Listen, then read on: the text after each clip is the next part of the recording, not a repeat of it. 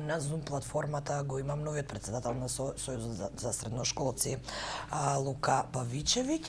Го запознавте во четвртокот во ова студио, гостуваше кај колегата Владко Чаловски, го запознавте и се запознавте со неговата програма, а сега го побаравме за една поконкретна работа.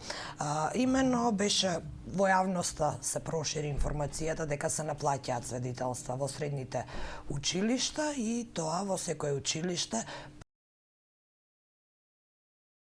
Цената Лука, добро утро, ти благодарам повтор пат што ја прифати поканата да бидеш дел од утринскиот брифинг. Ајде поконкретно за наплатата на свидетелствата која е спротивна на закон. Ова се провлекува години наназад, но дури сега Министерството за образование и наука излезе со реакција. Да, добро утро и вам. Ви благодарам уште еднаш за поканата. И мене ми е чест веќе два пати во еден месец да учествувам на утрински брифинг како представник на Сојузот на средношколците. Во врска со свидетелствата, како што рековте и вие, проблемот навистина се провлекува низ повеќе години. Се сеќавам и лани дека излеговме со реакција. Многу често се јавуваат истите училишта, тие што беа лани, се јавија и сега. Меѓутоа морам да кажам дека имаме прогрес и напредок во тоа што се намали бројот на училиштата. Еве на пример конкретно за Тетовската гимназија, лани објавивме дека се барале одредени финансиски средства за свидетелства, додека оваа година за такви информации немаме конкретно за тоа училиште. Меѓутоа средното економско, средното медицинско училиште во Тетово продолжуваат да наплаќаат, како и Скопската гимназија Зефлиш Марко. И една новина што ја дознавме оваа година е дека се наплаќало во Прилепската гимназија Мирче Ацев. Сето ова, како што кажавте и вие, е спротивно на став 2, член 3 од Законот за средно образование. И токму затоа, бидејќи ваквите такси ги нема во законот, секој училиште се ги одредува произволно. Од лани се сеќавам дека Народниот правобранител излезе со своја реакција и мислење по ова прашање. Оваа година имавме јасен одговор од Министерството за образование и наука во соопштение. Јасно и луцидно кажаа дека ова е спротивно на Законот за основа, Законот за средно и на Уставот. И исто така рекоа дека Државниот просветен инспекторат ќе постапи по овој случај.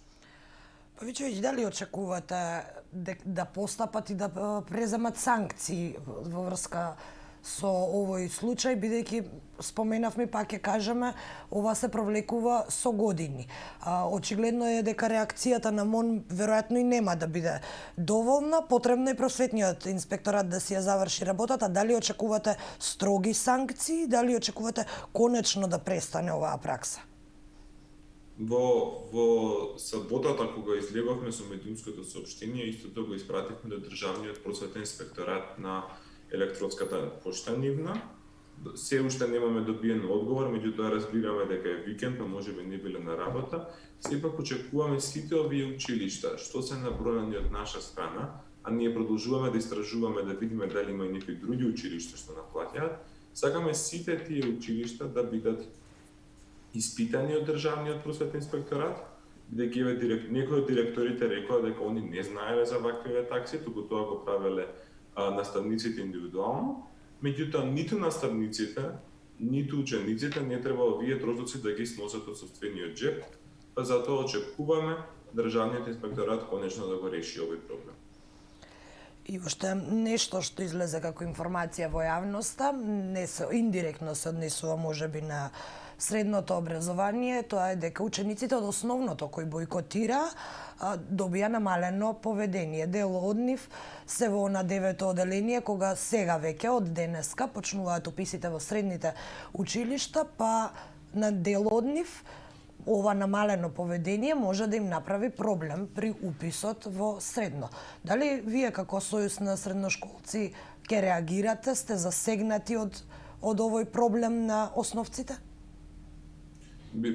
Само би се навратил на претходниот одговор, заборавив да додадам дека ние како Сојуз ќе продолжиме будно да ги следиме случувањето околу свидетелствата и доколку не се постапи, ќе реагираме и дополнително. Околу тоа со намалените поведенија, ние како Сојуз таква информација немаме добиено, иако се шират во јавноста, не сме виделе докази за намалено поведение за тие основци што бойкотирале. Секако сметаме дека бојкотот на наставата е легитимно оружје во рацете на учениците, меѓутоа кога тој бојкот доаѓа од самите ученици и кога е автентичен, не кога е организиран на друг начин. Како Сојуз генерално не коментираме многу за случувањата во основното образование, туку се фокусираме само на средношколците и можеби нели на тие транзиции основно средно и средно високо образование. Главно за другите сектори од образованието, бидејќи ние за сега нас како представничко тело на средношколците не коментираме. Веќе велите дека ќе реагирате дополнително доколку не изреагира просветниот инспекторат. Кои се следните инстанци каде може да се обратите? Дефинитивно повторно би се обратиле до просветниот инспекторат, би се обратиле до Министерството, би се обратиле до Народниот правобранител, до можеби до Собраниската комисија за образование, ќе видиме како ќе течат работите. Се надеваме дека веќе следната учебна година ваквите такси ќе престанат да постојат. Вука Павичевиќ, малку со скратено време денеска, но сепак ова беше една од информациите кои вредеа да се искоментираат во јавноста. Благодарам уште еднаш што беше дел од денешниот утрински брифинг. Како што кажав и на почетокот, нашите гледачи веќе ве запознаа, па овде во студиото во четвртокот, па ова сега е практично едно од првите ваши настани, односно јавувања во кои што зборуваме за проблеми. Благодарам уште еднаш. Благодарам и вам за поканата.